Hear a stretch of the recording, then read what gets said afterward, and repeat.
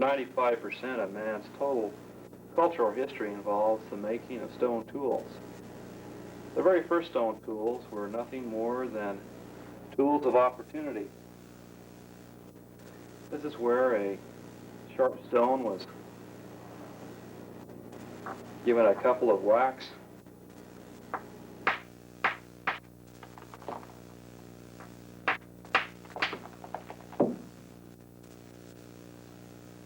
and the sharp edge was applied. These were used for grubbing, for digging, as hand axes. This went on for almost 1,000,000 years. It wasn't until later on that prehistoric people started making stone tools out of the smaller fragments, or the flakes. Today we're going to discuss stone tools, their manufacture, and cores, or the things that the flakes come from, and some percussion and some flaking techniques. I'm using volcanic glass. This is really a semi-cooled liquid.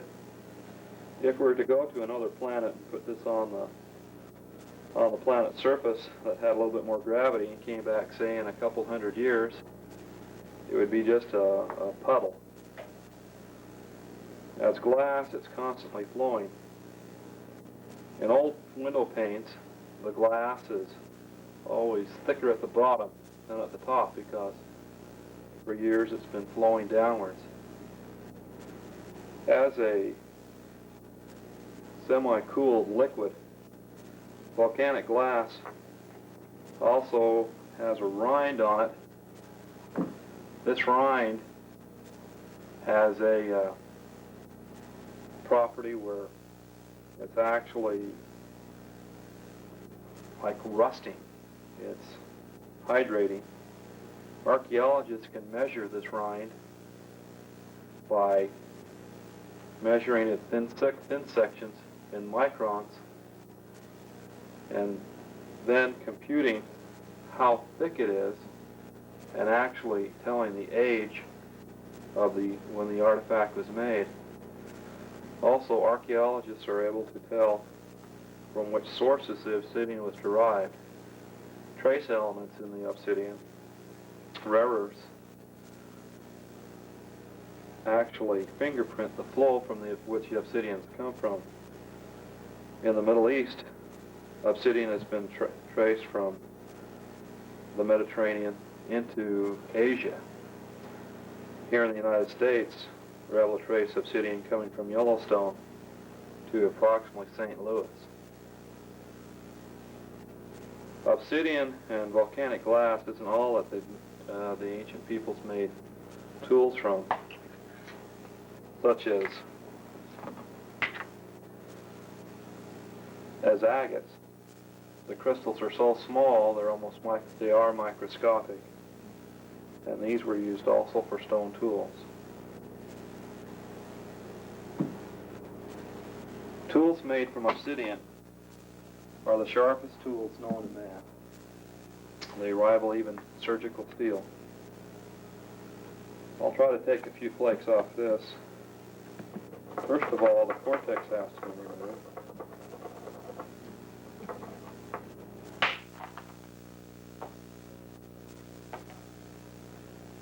This outside cortex is no good for me. The idea behind making flakes is that we're controlling a cone of force. Just like when a BB hits a pane of glass and there's a cone made. This is the same idea in making stone tools.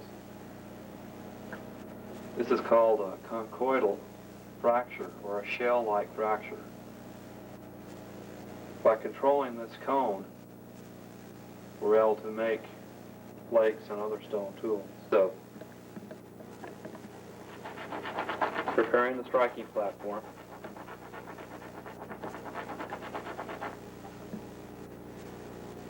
Following an edge.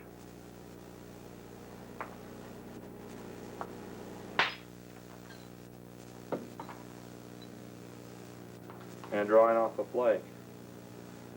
Like I said, this is the sharpest substance known to man. I'll make a couple of blades here. A blade is a flake that's twice as long as it is wide.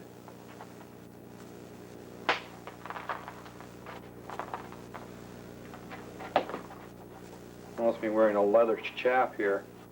The person who taught me how to make stone tools was a graduate student, and he was demonstrating how to make stone tools, and he didn't have a leather chap here.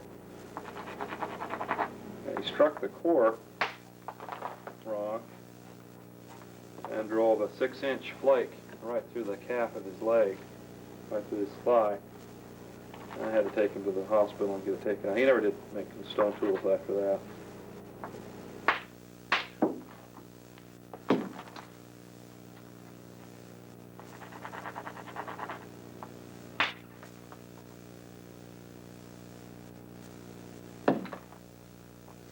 This is the right flake here.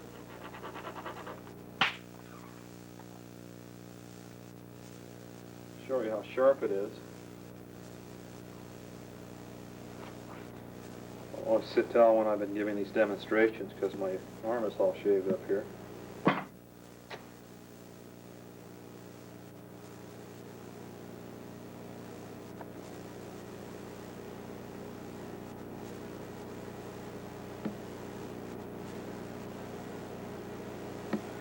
During this demonstration, you might see several cuts on my hands.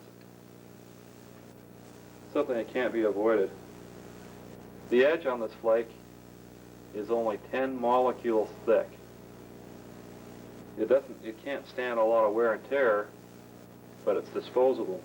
You can easily make more flakes. Some of the ancient Mayans and Aztecs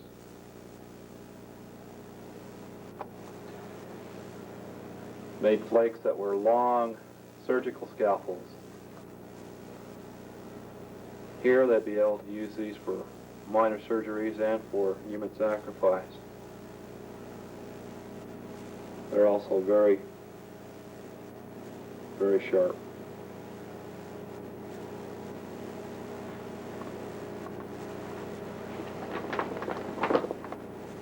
They're also able to easily cut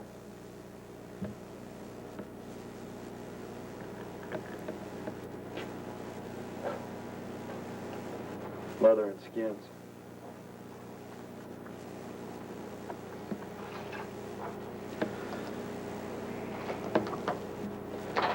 Later they started making tools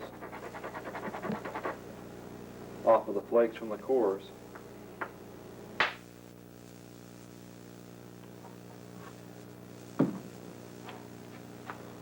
Archaeological sites that you might find, you can tell the different activities that were going on by the different types of flakes. The flakes that come off the core first are primary flakes, and they usually show some of this cortex on the outside of the flake.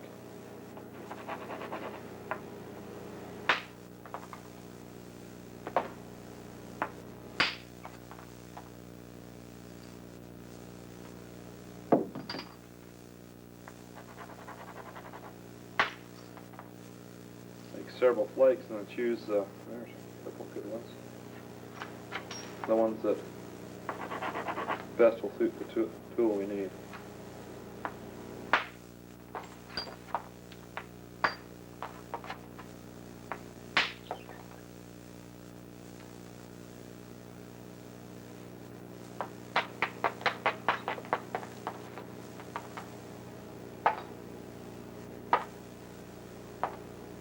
These small flakes are razor sharp.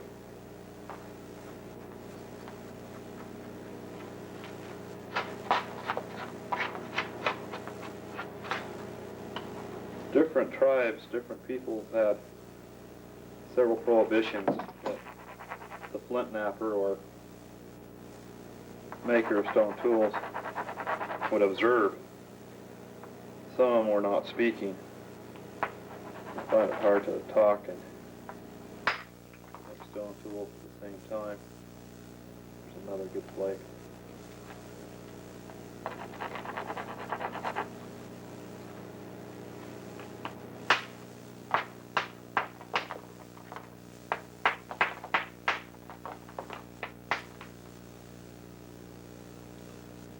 This core itself now could be used as a tool with that sharp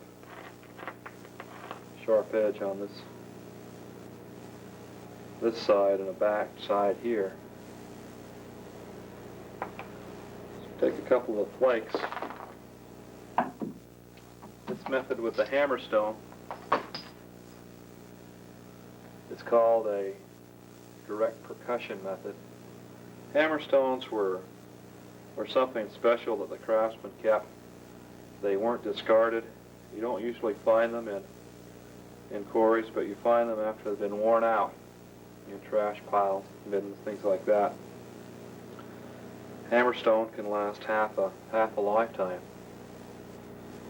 Stone tools were something that the craftsman cherished.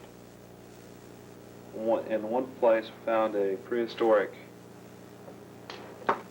toolmaker's kit, which consisted of a bag of all of the hammerstones, the notchers, the flakers, pieces of sinew, all bound up in one bag, which was the total toolkit for a prehistoric flintknapper.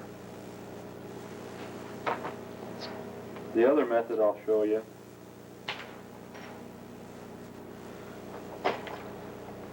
is percussion with a baton.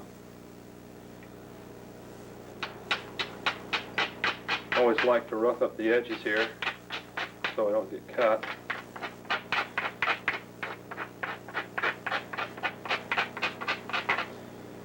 It's a percussion method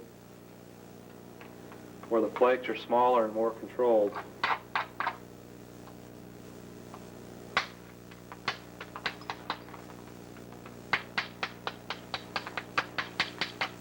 The flakes are coming on the underneath side here.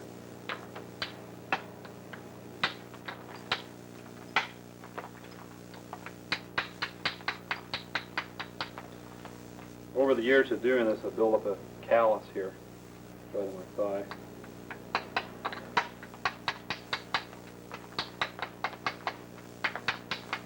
What I'm doing now is thinning this large flake, taking off some bigger pieces from it.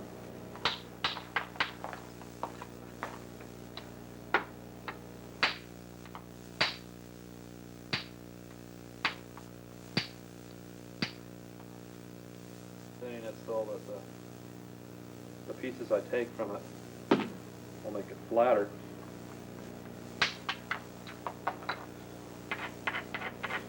Preparing the striking platform so the tool will not slip off when I strike it.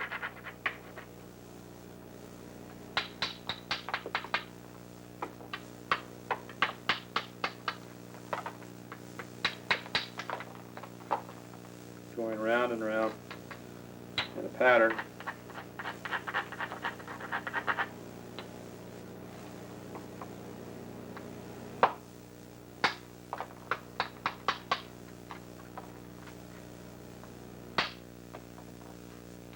Taking off the edges and making it flatter.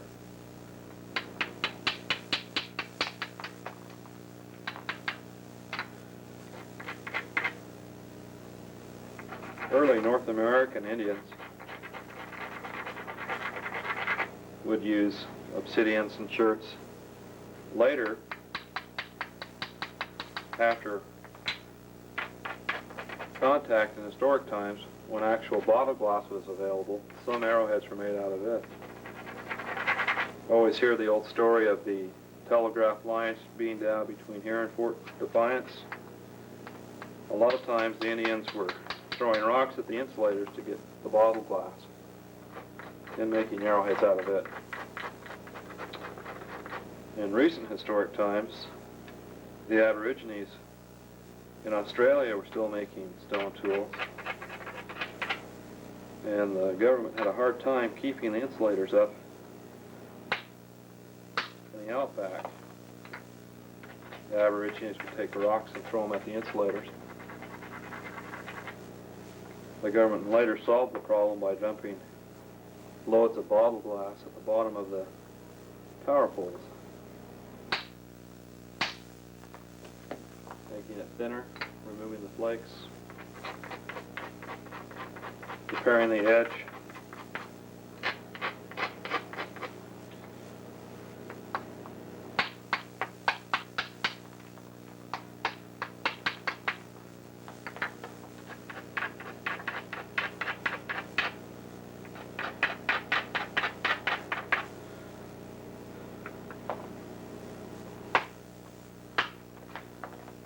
Taking the flakes off doesn't demand a lot of force or a lot of strength, but just the precise angle of strike.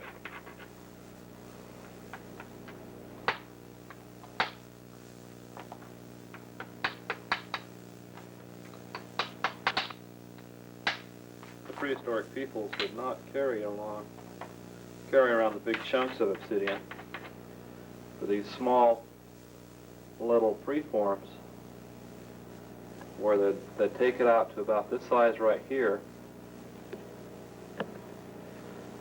and then take these back and carry these long distances. That way, if the rock had any impurities or other unknown cracks, the flint maker, Flintknapper, would be able to discover this before hauling the whole rock back to camp. Some places here in Oregon, you find caches of thousands of these flakes that have been roughly shaped and thinned. Always want to take one last hit.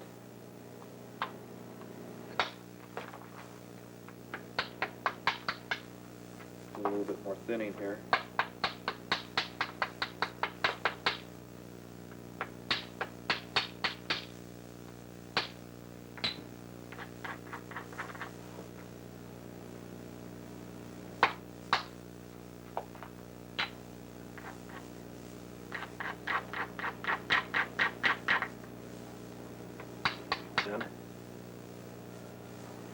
From here, we can go to another method of flint knapping called pressure flaking. Pressure flaking was usually done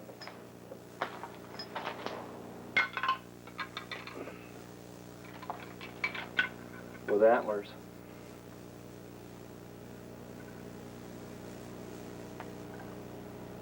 Deer antler is the preferred.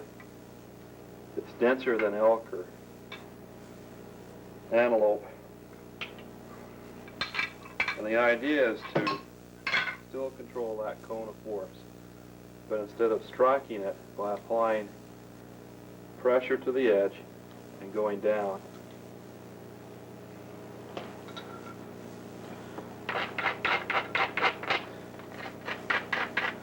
this helps prepare the platforms.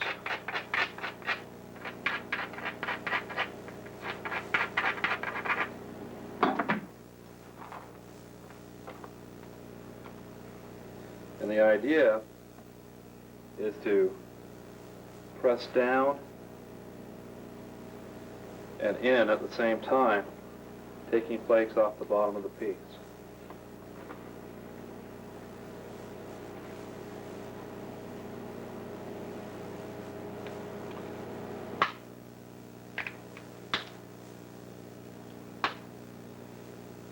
Small little flakes being taken off at the bottom. These small little flakes, if you find them in an archaeological site, are usually indicators of pressure flaking.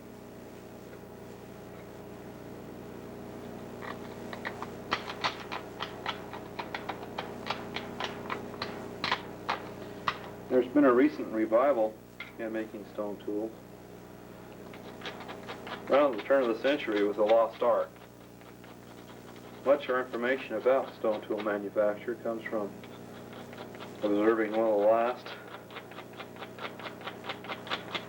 Yaqui Indians, Ishi.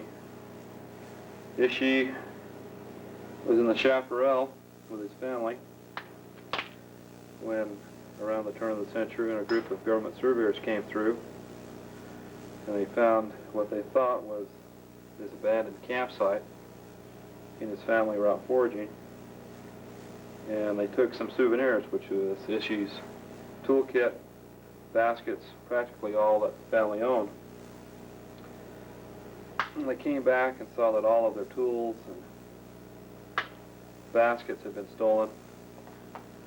Being late in the year,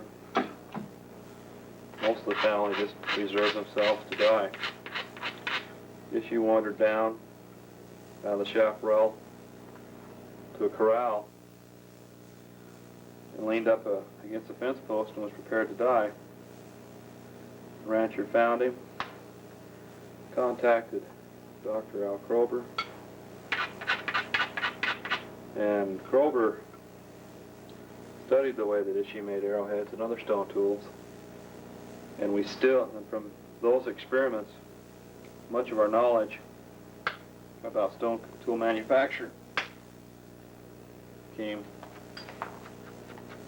to be known. It was once thought that stone tools were made by heating up rocks and dripping cold water on them. What is happening is that some of the cherts and flints chip better after they've been heated and annealed.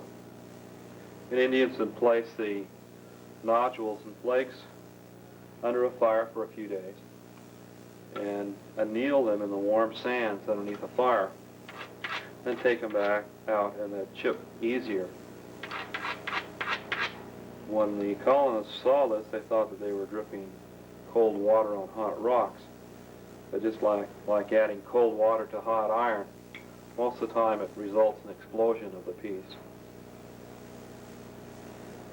These same types of tools, these antler tools, we also find in archaeological sites with the same wear.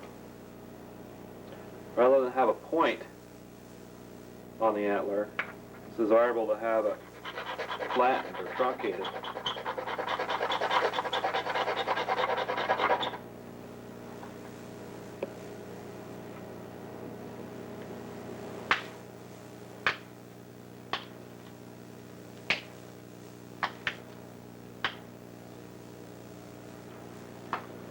Some of the flakes here are starting to go halfway across. On the next pass, go all the way across. At that point, part of the problems is having the flakes go clear across the face of the piece to the other side and taking off the opposite edge.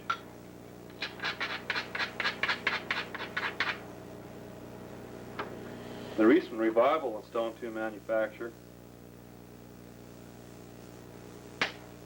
has put some added discoveries. Because it's so sharp, obsidian produces very little trauma. The edge produces very little trauma in operations. Several modern day flint knappers have undergone bypass surgery or eye surgery, and the trauma resulting has been very minimal. I once cut myself from here on my thumb up to my wrist by reaching down and getting a piece of obsidian, and I was able to, normally I'd get stitches with it, but I put a piece of masking tape over it and healed in about 2 days.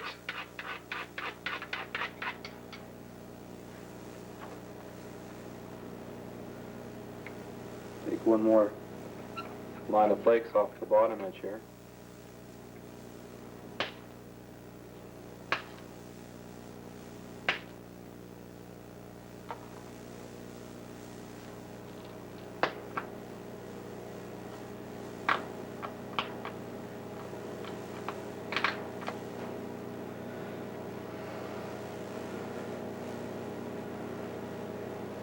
And here the flakes come all the way across.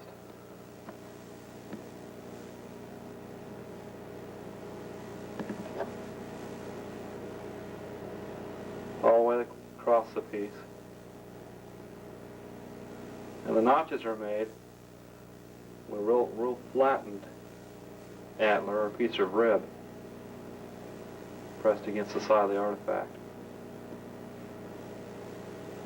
And from here, the edges were usually dulled.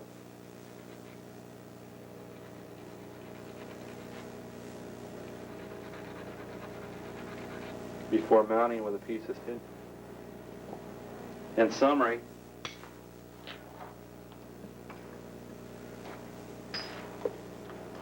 most of the stone tools